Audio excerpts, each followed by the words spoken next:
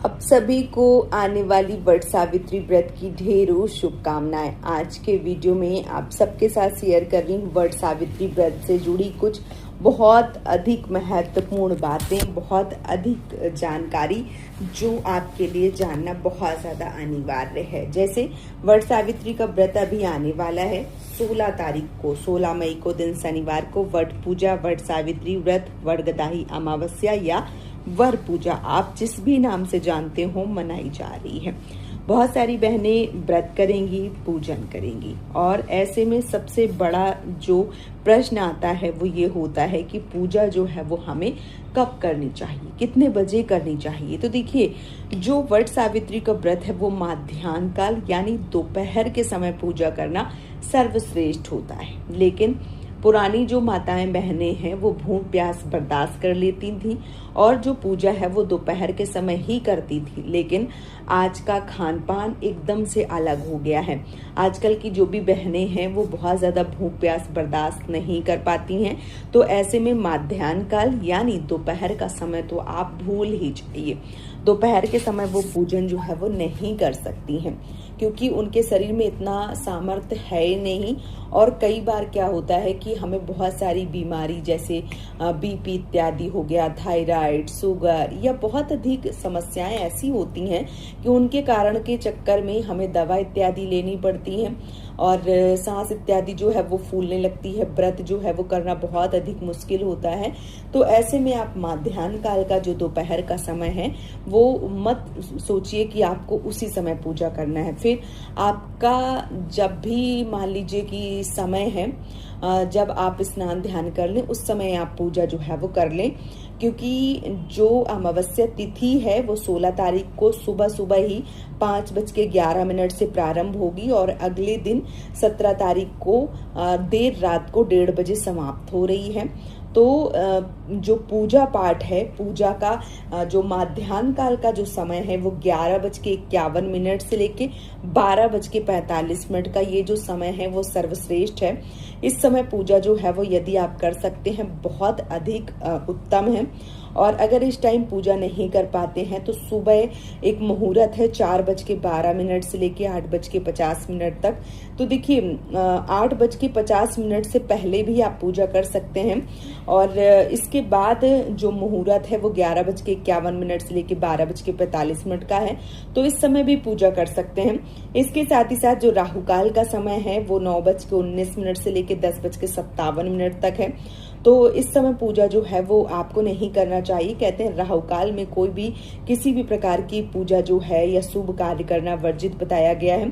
तो मेरा यही मानना है कि आप सुबह मान लीजिए कि स्नान ध्यान जब भी आप कर लेते हैं और जब आपका सुविधा जो है वो हो जा रही है कि आप पूजा कर लें तो आप 8-9 बजे के बीच में पूजा कर लें। ये और उत्तम है, क्योंकि अगर आपको भूख प्यास बर्दाश्त नहीं हो रही है या आप जो पूजा है वो सुबह सवेरे कर लेते हैं, कई बार ऑफिस इत्यादि जाना होता है, तो आप 9 बजे तक पूजा जो है वो कर लें या 9:15 बजे तक भी पूजा कर लेती हैं तो कोई दिक्कत नहीं है। आप पूजा पाठ जो है वो सुबह के समय भी कर सकती हैं और दोपहर में करना चाहती हैं तो आप दोपहर में 11:51 से लेके 12:45 तक जो पूजा है वो भी कर सकती हैं। ठीक है। अब जो पूजा का शुभ मुहूर्त है वो भी मैंने बता दिया, कितने बजे पूजा करना है वो भी बता दिया, राहु काल का समय जो है वो भी बता दिया। अब आप प्रश्न आता है कि व्रत में क्या खाना चाहिए और कब खाना चाहिए।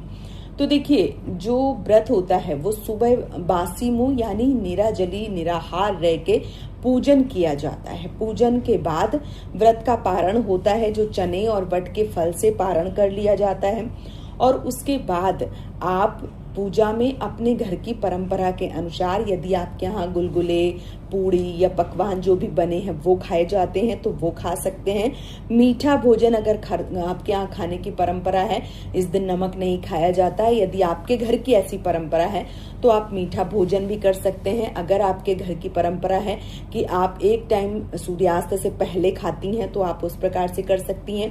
अगर आप अमावस्या का व्रत करती हैं और फलाहारी व्रत करती हैं तो आप उस प्रकार से भी जो व्रत है वो कर सकती हैं। ठीक है। लेकिन बहुत कम ऐसे लोग होते हैं जिनके यहाँ व्रत करना या एक टाइम भोजन करना या मीठा भोजन जो है वो बहुत कम घरों में होता है। ज्यादातर अगर मैं बता दूं तो ज्यादातर घरों में ऐसा होता है कि जो पूजा होती है वो समाप्त होने के बाद में, जैसे मान लीजिए 10 बजे तक आपकी जो पूजा है वो समाप्त हो गई है, आपने पारण जो है वो कर लिया है, चने जो है वो निगल लिए हैं, इसके बाद जो भी घर पे भोजन बनता है, दाल सब्जी रोटी दही या चावल इत्यादि जो भी बनता है वो सब कुछ जो है वो खा लिया जाता है, यानी कि जो भोजन है वो कर लिया जाता है। कोई दिक्कत कोई परेशानी नहीं होती है। इस दिन अमावस्या तिथि है, कोशिश करिए शुद्ध सात्विक भोजन बनाएं, बिना लहसुन प्याज का भोजन बनाएं, ये और अधिक उत्तम है। और कई बहनों के ये भी प्रश्न आते हैं कि व्रत कर लिया अब हम नॉनवेज इत्यादि खा सकते हैं, तो कम से कम पूजा वाले दिन तो आप लोग ये प्रश्न मत कीजिए। पूजा वाले दिन ये चीजें जो है वो मत बनाइए, मत खाइए, मत खाने दीजिए, ठीक है। शुद्ध सात्विक भोजन जो है वो बनाइए इस दिन। और अगर भोजन करना चाहती हैं तो भोजन कर सकती हैं। इस व्रत में सिर्फ और सिर्फ पूजा तक का विधान होता है। जब तक पूजा होती है तब तक ही व्रत रखा जाता है और पूजा हो जाने के बाद में भोजन इत्यादि जो है वो कर लिया जाता है। लेकिन आपके घर की परंपरा है कि आपके यहाँ व्रत रखा जाता है तो ही आप व्रत करें। अगर आपके घर की ऐसी परंपरा नहीं है और आपके मन में ऐसे प्रश्न आ रहे हैं कि क्या करना चाहिए, तो सुबह अच्छे से तैयार हो जाइए, सारा सामान जो है वो इकट्ठा कर लीजिए, विधिवत रूप से वट वृक्ष के नीचे जाकर पूजा कीजिए, फेरे लगाइए, श्रृंगार की चीजें चढ़ाइए, जनेऊ इत्यादि वट वृक्ष को पहनाइए, क्योंकि जो वट का वृक्ष है वो देव वृक्ष होता है और उसमें त्रिदेव का वास होता है, भगवान श्री हरि विष्णु ब्रह्मा और महेश। तो विधिवत रूप से पूजन अर्चन कीजिए, क्योंकि माता सावित्री ने पूजन किया था अपने पति की जो दीर्घायु है उसके लिए, और उन्होंने जो मान लीजिए यमराज है उनसे अपने पति के जो प्राण है वो वापस लिए थे। तो ये जो व्रत है वो बहुत ज्यादा श्रेष्ठ है। तो आप इस व्रत को कीजिए, पूजन को कीजिए, फेरी परिक्रमा लगाइए और वहीं बैठकर व्रत का पारण कर लीजिए चने और वट के फल से।